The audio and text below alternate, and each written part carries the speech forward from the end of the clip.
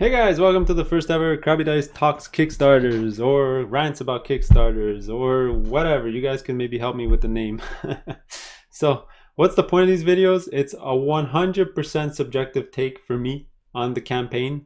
So, we're going to talk about what I like, what I don't like, and also focus in mainly on the gameplay. Something has to be fun. Why would you bother backing it? And also the value. So if I can get this later on in retail or in the secondary market for less than the cost of the Kickstarter, why would I back it, right? Again, this is my take. I'm gonna say this often. If you disagree or agree, write in the comments below. This is not a hive mind situation. Everyone has a voice. Let me know what you think. So let's go tackle our first project today. All right, our first project today is gonna be Ascension Tactics from Stoneblade Entertainment. So these are the guys that made all the Shards of Infinity and Ascension games. I believe that's the only two games they make. I could be wrong.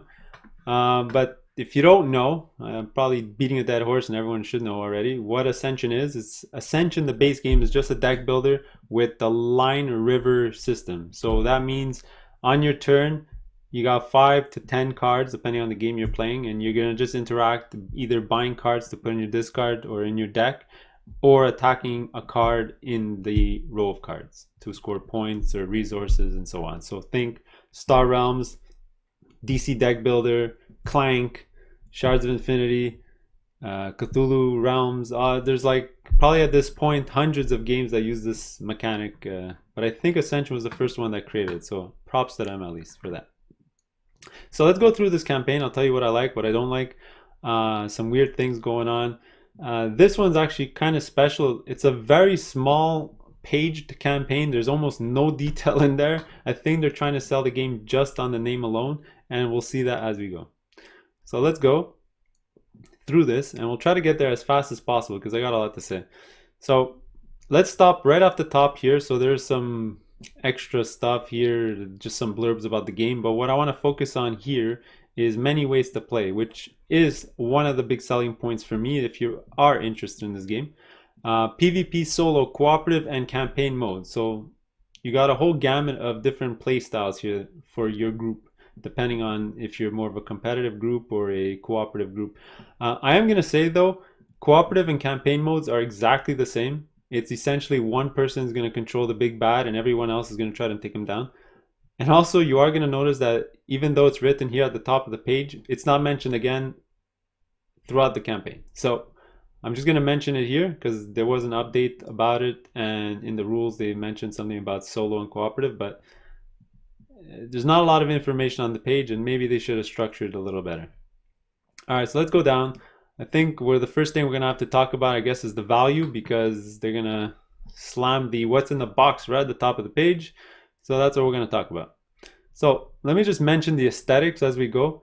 The art is phenomenal. Like, of the last year of Kickstarters I've been watching, the art in this one is really special. I really like it. Also, the minis look pretty good, but of course, this is, I believe, their first foray into making minis. So if you're going to get this quality mini, probably don't think so, but they still look nice either way. All right, so what do we get in the box? Well, let's look at the price first, because you don't want to be fooled looking at the box. But the game is going to cost $100 core, but very important, you always add shipping, because in the secondary market, you don't pay shipping, right? So it's going to be $125, all right? And let's see what you get for 125 bucks. You're going to get about 40 minis. Let's just say hit a couple more stretch goals. We'll get to 40. 12 of them are going to be these super cute cultists. I really like him. He's pretty cool. You're going to get a bunch of iconic sculpts. Only 250 cards. Keep that in mind. A board and about 50 chits. What do I think about this value? To be honest, it's pretty poor.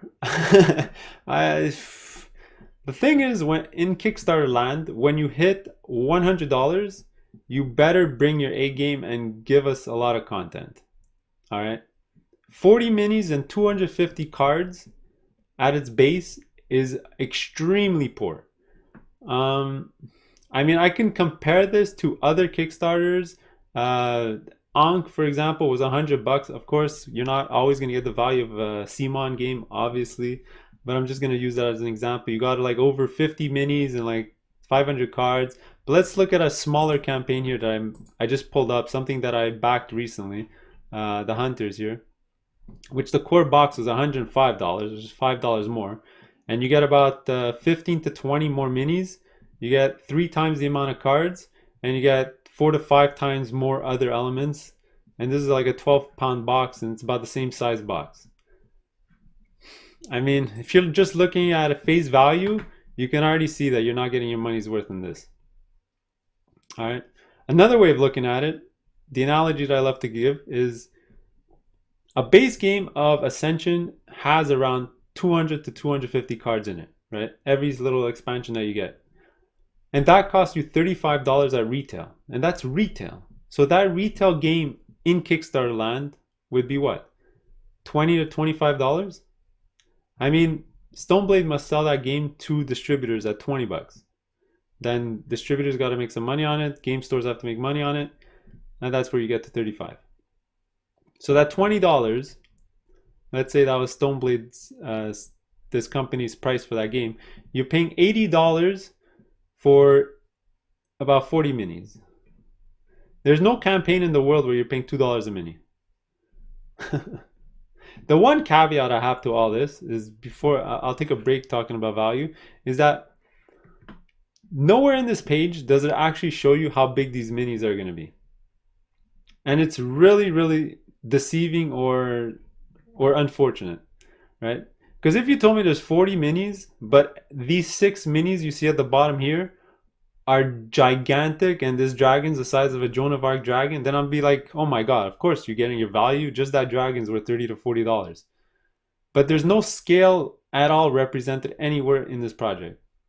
I don't know if this dragon is the size of 1 hex, 3 hexes, 5 hexes, half the board. What is it? It doesn't make any sense.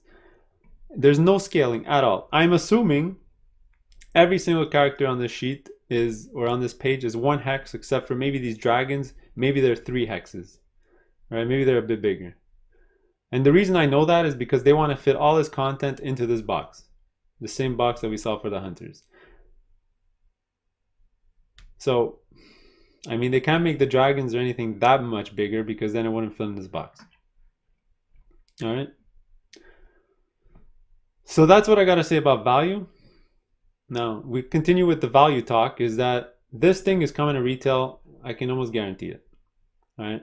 And as soon as a project comes to retail and has absolutely no stretch goals, or like, not stretch goals, I mean exclusives, your value proposition for this is already going to be horrible, because you'll never be able to sell it for as much as you paid in the Kickstarter if it's around the same price at retail. And I think that's what Stoneblade did here. I think they priced this exactly the same price that they want to price it at retail, and they're just telling people that if you want it early and alternate sculpts here, then back it at the same price you'll back it at retail. I can't imagine this thing being more than $120 at retail. And you're going to pay $125 to get at the Kickstarter level. All right. That was enough about value. Let's keep going down. Some other good things. The art, I already mentioned. The art in this, they're going to mention some more art later on, but the art is phenomenal. And I don't want to hear that you're paying for the art, because like I said, a base game of Ascension is $35 and there's different art on all the cards, and it's still as beautiful, right? All right, so let's stop here. Let's get to my second rant on this, or my third rant on this project, is why, oh why are they releasing a boring board like they are here? There's so many missed opportunities here. First of all, I'll get through this quick. Why is it the same on both sides? Yeah, there's some pre-printed pieces, but it's still the same. It's still a forest. I mean, why isn't there not like a desert or an ice thing or a dungeon or something? It could be literally anything. Why do they have 2 grassy fields on both sides? All right, that's problem number 1. Problem number 2 is it's just the map. I can't remember the last time I saw a game where the board was just a map. There's no overlay on the outside to count the points. There's no card row. You can literally have the 5 spots where you put the card row there on the side of the board. You can do so much to this board. Put stuff around it. I mean, have an alternate board that you put close to this board. Something like you're just paying for a green board with hexes on it. There's nothing in here. Somebody can remind me. Maybe Memoir 44 actually had something, or it looks exactly like this. But that was a game from 2004. I mean, this is just, it's kind of pathetic. I know it says artwork not final, but if they're still going to release the same exact board with a forest on one side and a forest on the other side, why even say it's double-sided? It's basically just one-sided with the same art on both sides. All right, rant over. I'm done. Just looking at these pieces, I just reminded myself of another thing I want to mention about value. Sometimes you don't just get value based on, let's say, minis or cards. You'll get something special, like dual layered stuff. You get metal coins, like metal anything, like that's like $20 to $30 just on its own. Here you get nothing. There's no metal, there's no custom meeples, there's literally nothing. They're getting dollar store gems with these CMON bases and a bunch of terrain chips. All right, let's go on. Nobody wants to hear me rant about value for another 20 minutes. So let's just go through the pledge levels. There's literally only one pledge level, and there's almost no add-ons. The add-ons are just protective stuff and more Ascension cards. So you have here the base, which is 99 bucks, 125. You have another pledge. You add $40 for a playmat of that ugly board. I don't know why anyone would pay for that. And you get a bunch of sleeves. For $40, that seems kind of high. Usually a mat is $20 to $25, so you're essentially paying 15 bucks for 300 sleeves. Ay. We're gonna skip the bundles with more Ascension cards. Honestly, just get the Ascension cards at retail. You'll probably end up paying less. And then I'll just skip this 7,500 lunacy. This is just to pad their income. You're literally getting 7,000 bucks off one person with the same game. Alright, let's go. More cards. Look at these sleeves. Super expensive. 100 pack for $8. Wow. That's crazy. More mats. There's this box. Although if you are interested in the box, if you have a ton of Ascension, you want to hold it in one box. I mean, it's still overpriced like everything else in this Kickstarter, but I got my Smash Up box. I think it was $25 at retail. This thing's 40 bucks in Kickstarter land, but it came with a board. Yeah, probably around the same price then. We got some, I guess, some stretch goals here. Again, no scaling. How big is this Jin? I mean, if this guy is only 1 hex large, he's tiny because he's as wide as he is high. So this guy is going to be like a tiny little mini. I don't get it. I'm assuming he's going to be at least 3 hexes big, because there's no way he's that small. Or they really messed up the design on his base to make him look tiny. See, he looks more proportionate if you actually follow 1 hex wide on his base. Anyway, we'll just keep going. And we're just going to go, finally we get to the how to play about halfway down the page. And literally this is a really bad example on how to play. Pick your champion. Use money to buy cards and use your cards. Alright, just like every other deck builder. So I probably didn't mention it at the top, but the differences between this and regular Ascension is now, instead of using your attack power, so these red symbols, on killing monsters in the card row to score points or resources, so on and so on, you now move your champion, which is a neat concept. I mean, you're not doing an exact one-for-one attacky thing like you would in Star Realms or Base Ascension or whatever. So as you know, Star Realms, you just play a card, you attack them for that much. You don't have to worry about the tactics on a board. So this one could be interesting, tactics on a board. The one reservation I have on this whole system is it seems way too simple for it to last. The reason is there's no card play, there's no dice, there's no instance. It's literally you walk up to the guy and you hit him and you either kill him or you don't. I mean, there could be some special abilities on the cards, but from the ones that I've seen, there's nothing special going on. And they use the Magic the Gathering attacking system, which I hate. Oh my god, I hate. There's a reason nobody else uses the system. The completely kill a unit or it regenerates back to full life is a horrible mechanic. Probably Magic's the only game on the planet that's still successful using that system. It's horrible.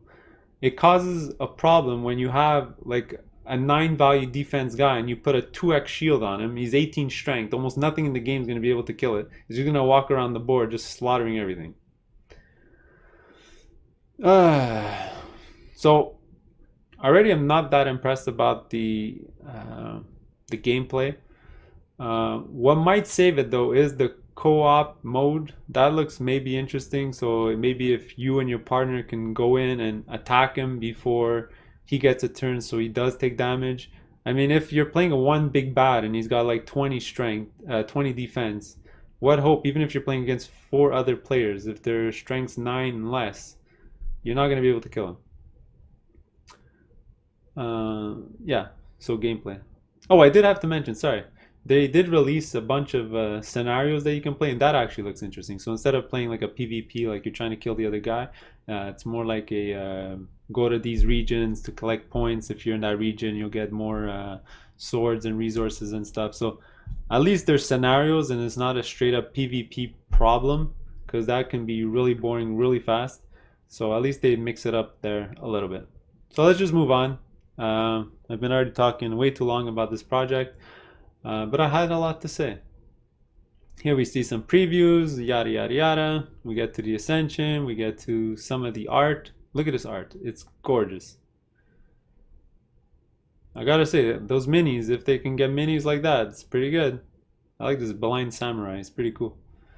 Then we got the werewolf. We got a little mech dude who's got some of the crappiest stats I've ever seen. 5 attack and 4 shield. He'll probably get destroyed. Oh, actually, he's pretty weak as well.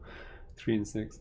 Alright, so let's look at the art here. You're going to see that the art drastically got better. I know some people like the original art better. I don't. I much prefer the new art. The art is really nice. And they tried to follow the same sort of thing that they previously had. Right?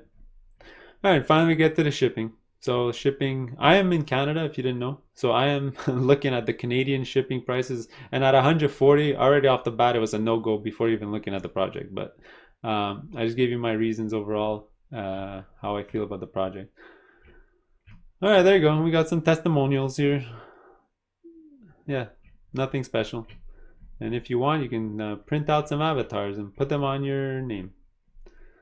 So already you can see that the Kickstarter was presented by another company, so they probably paid this company. And honestly, if I saw another project by Quillsilver, I would be very worried about it, because they didn't make the best job ever here. Alright, anyway, this is, I've spent way too much time on this. This was Ascension Tactics. Let's go to the next game. Alright, the second game I want to talk about today is Role Player Adventures. Yes, I know the campaign's over, but you can still late pledge for it, and I got a lot to say about this game. Another reason I really wanted this to be my second game for this video is it has the exact same price point as the first game, so $100. And it's another game that's going to come out to retail in the exact same box, so no exclusives. Alright, so keep that in mind when we talk about value, is this is going to come out exactly the same way. Alright, so you're going to see here that the base pledge here for the adventure pack is $100. So let's go through the campaign. We'll go quick because the other one was kind of long, and we're going to see what I think. Alright, so this is sort of a high level shot of what's in the box, but we'll go down and it'll go into more detail about what's in the box. So stretch goals, keep in mind also all these stretch goals are coming to retail. Nothing here is special. You don't get anything special. Alright. New content, new content, new content, digital content, digital content. It's fine that you unlock digital content. That's pretty funny. Then deluxe component upgrade, which they didn't get to, and we're just going to keep going. This is just to remind people right at the start, there's a good selling point, although I don't know how well it's going to be implemented, but you can import your character from the role player game into Role Player Adventures. Before we even go on any further, I forgot to mention at the top is this, I love this company. Role Player is probably one of my top 2-3 dice drafting games, and Cartographers has to be either my favorite or my second favorite roll and write / flip and write, or whatever you want to call it these days, game. So I was really excited when this game was announced, but we'll see later on maybe why I'm not so excited right now. Just explaining to you, you can bring your character, and now we're gonna get to inside the box. All right, now we're gonna really dive into the value of this game and see if it's worth your money. So what do you get? What do you get? What do you get? So you get 6 adventure maps. They're decently sized. They're not that big. I saw them in the videos. And they're sheets. They're not like cardboard or anything. So it's just getting like 6 sheets. So you are getting a skill book. I believe it's 20 to 40 pages with skills. I'm not sure how thick it's going to be, but every single skill check you got to do in the game, you basically got to find it in this book, and you're basically trying to fill out these skill checks every single time. All right, rule book. You do get 12 storybooks, so nowhere is it mentioned actually how thick these are going to be, but a lot of the value of the products in those storybooks.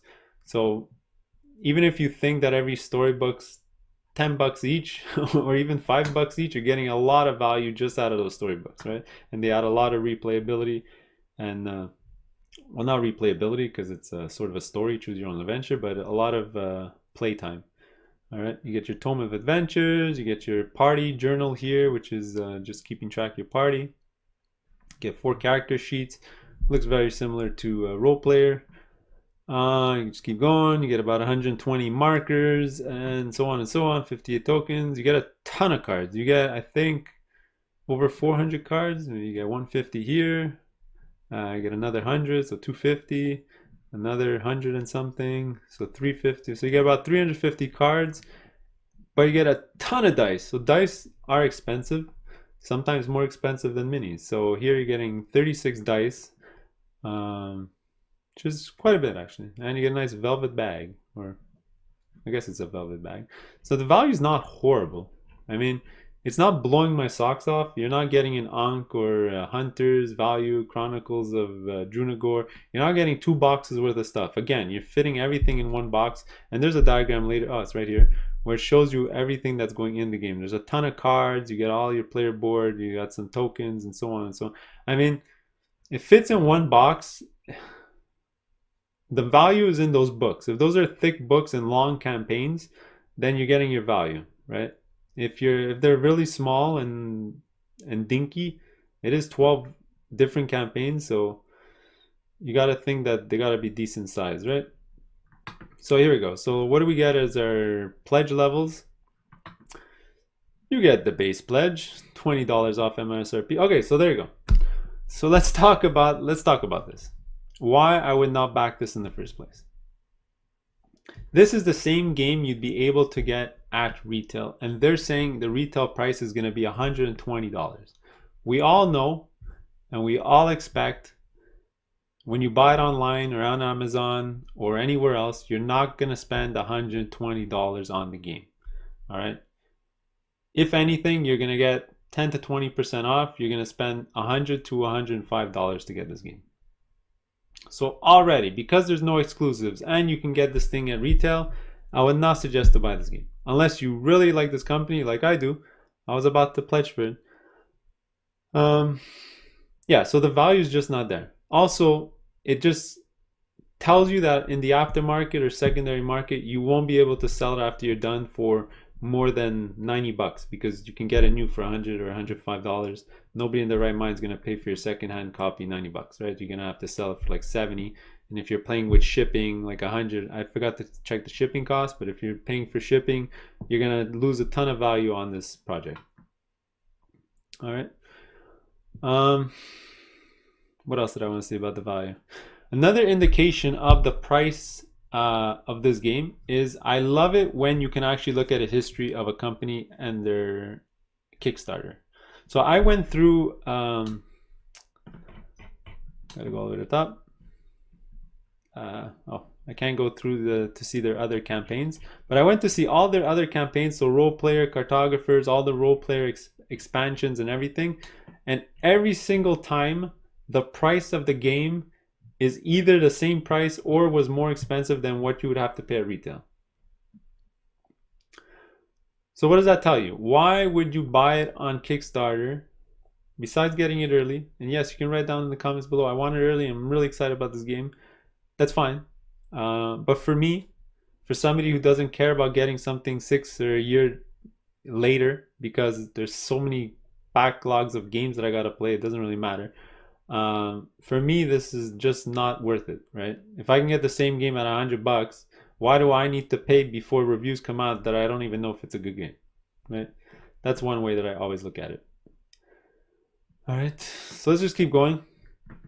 I've been talking way too long and I need a water break.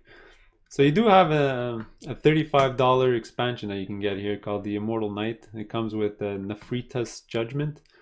So take it or leave it. If you're already going to back this, you're probably going to back it at the $35 for an expansion. Doesn't seem so out of hand.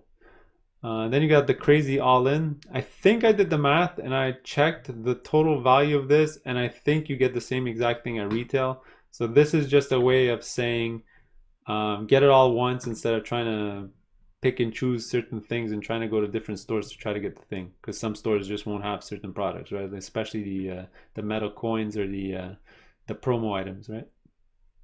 All right, so let's keep going. So that was about the value. Sorry, the value, I was not, my boots weren't knocked off, right? So now the gameplay really has to shine for me to back this, and this is where it falls flat on its face. All right, the one super interesting thing about this game is the whole adventure thing. So it's like an adventure book where it's your pick and choose your own adventure book, right? So you're just picking what your party's going to do over and over again, and you're going to get the branching storyline. And apparently this map of branching storylines is gigantic, and you can play this game 20 times and have different paths every time. That's fantastic. That's amazing. You also have these cards that you put on the board right here. Just to give you an example, they give you new places to explore. There's mechanisms where if you go to a place and then you leave and you come back and you have a different item, it'll go into a different blurb, so something else will happen, and so on and so on. That's all amazing, cool, great. The problem is with this game is the actual game is, oh my god, I don't even know how to explain this. To me, it's horrible. It's just skill check after skill check after skill check. So you're literally playing this game here. I don't know, you're not going to be able to see it. This little game where whether you're fighting an enemy or doing a skill check, you always have this table over here that you have to hit. So you have to get 1 green 3, 1 green 1, so on and so on. So you got to spend your resources, get the dice from a bag, roll them, and try to use your items to place it on this thing. So every time you need to make a decision, you need to spend 10 to 20 minutes with the other players at the table. I can't imagine playing this 4 players. It would be excruciatingly long trying to figure out the dice and the puzzle. But you're literally doing the same puzzle over and over and over and over every time. 20 minutes doing this puzzle, I watched 3 or 4 videos on this game. I was about to fall asleep every time they would enter a skill check. It might work as a one-player game because you're making all the decisions and you sort of know your character, so you roll and you're fine. Plus, it's 1 white cube there. You're going to see there the fatigue to get 1 specific dice, so it's fine. You're playing this 4 players. You need to spend 4 cubes around the table of 1 kind to get a dice of that. So you're constantly having probably decisions or explanations of everyone around the table. Okay, I'm gonna spend 1 red dice. I need 3 more red dice. Who else is gonna, or 3 more red cubes? Who else has a red cube that they can send in so that we can get 1 red dice? It seems horrible. And then that was just the game length and the way the game flows. The game just ends up being a lot of luck because it is just a dice rolling game. You can pick the perfect dice, a red die, a black die, and a green die in this example that you really need. You roll them, and you can either roll the perfect numbers, which means you auto win the fight, or you roll completely what you don't need, so everyone around the table has to use half their cards or 3/4 of their cards to try to manipulate those dice into exactly what you need. Add to the fact that you can, if nobody wants to pay the cubes, you're just picking out dice at random, and you can get super lucky and actually get the colors you need, or get completely hosed by taking purple dice that you don't even need. So there's so much luck, it's unreal. Like, oof. I gotta say, I'm gonna try this when it comes out of retail. Maybe one of my game groups are gonna try it and I'll get to play it. But wow, I am not looking forward to playing this. I got some serious reservations. Here's the John Gets Games demo, and there's more demos, and so on.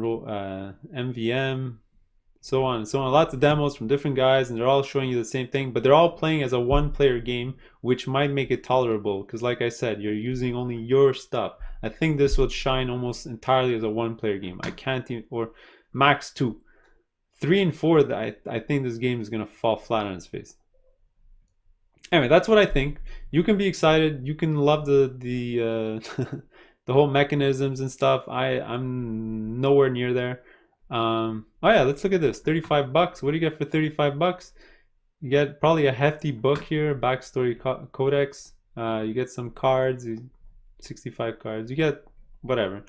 It's about the going rate for expansions nowadays anyway. Expansions are always super overpriced. We'll get to that in another campaign, aka CMON campaigns, where they sort of have a low barrier of entry, but then every single expansion is like 4 times the cost that it should be, so just to recoup some of the costs from the original game.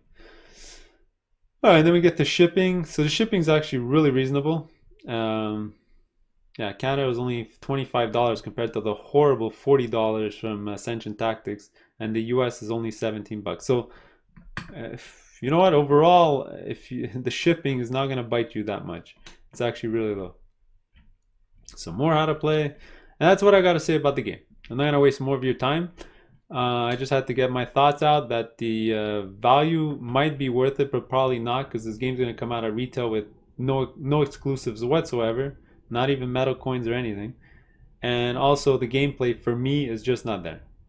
The story could be cool, and I'd love to read a choose your own adventure book based on this world, but doing a skill check every 5 minutes that'll last 20 minutes every single time seems like a painful process. All right, so those are my 2 games for today. Maybe tomorrow I'll do another one, but we'll see. All right, later.